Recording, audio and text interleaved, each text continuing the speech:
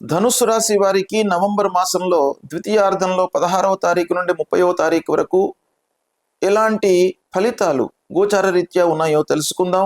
ఈ పక్షంలో సూర్య భగవానుడి యొక్క రాశి మార్పు మూలకంగా కొన్ని ఫలితాలలో కొన్ని ఇబ్బందులు కనబడుతున్నాయి. అయితే వాటిని అధిగమించడానికి కూడాను బాగా అవకాశాలు ఉన్నాయి. బుధుడు, శుక్రుడు, రాహువు యొక్క అనుకూలత ఉంది ఈ పక్షం లోపల. కనుక ఈ పక్షంలో ముఖ్యంగా మీకు అనుకూలమైనటువంటి ఫలితాలు ఉన్నప్పటికీ మీరు కాన్సన్ట్రేషన్ చేయాలి. చేయవలసినటువంటి కార్యక్రమాలలో, చేపట్టినటువంటి పనులలో మీరు కాన్సన్ట్రేషన్ చేస్తే మీకు సత్ఫలితాలు కలుగుతాయి. ఇక ఉద్యోగ ప్రయత్నంలో ఉన్నటువంటి వారికి ప్రారంభంలో అంటే ఈ పక్షంలో మొదటిలో తాత్కాలిక ఉద్యోగం లభించేటువంటి అవకాశం ఉంది. దాన్ని మళ్ళీ పర్మనెంట్ ఉద్యోగం కొరకై మీరు ఇంకా కంటిన్యూస్గా ప్రయత్నాలు చేయవలసినటువంటి సమయం. పూర్వంతో పోల్చినట్టయితే ఈ పక్షం కొంత అనుకూలంగా ఉంది.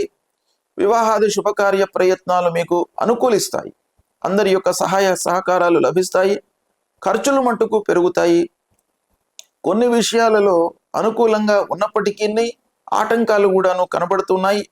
కాబట్టి అష్టమ గురువు, అర్ధాష్టమ శని మూలకంగా కొంత మీకు మానసికంగా స్థిరత్వం లేకుండా చేస్తాయి ఈ గ్రహాలు.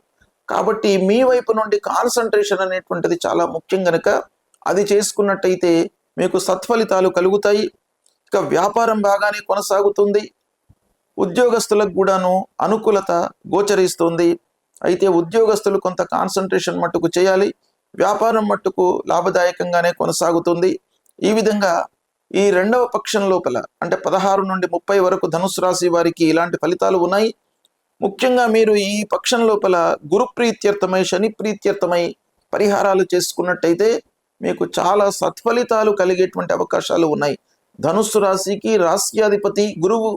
అలాంటి గురువు అష్టమ స్థానంలో ఉన్నాడు కనుక ఆ గురుగ్రహం యొక్క అనుకూలత మీకు అవసరము కనుక సద్గురువులను సందర్శించండి.